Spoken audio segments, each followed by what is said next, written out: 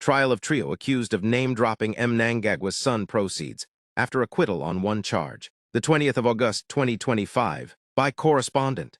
The trial of three men accused of masquerading as state security operatives while invoking the name of President Emmerson Mnangagwa's son, Sean, to extort a mining company has continued, after a Bulawayo magistrate struck off one of the charges. The accused, Munyaradzi Charakupa, 48 of Burnside in Bulawayo, Tawanda Mangi, 32 of Helensville in Harare, and Victor Jaja, 49 of Taubuk Road in Harare, are jointly facing charges of fraud, extortion, attempted extortion, and impersonating public officials. On Monday, the court acquitted the trio on count 4, which alleged that Jaja intimidated lawyer Dumasani Dube by claiming to have killed 4 people. The magistrate cited a lack of evidence to sustain the charge. Prosecutors alleged that between February and August 2024, the 3 men posed as officers from the President's Department, the Police Protection Unit, and Military Intelligence. They allegedly threatened to cancel mining licenses belonging to Dube's clients unless they were paid,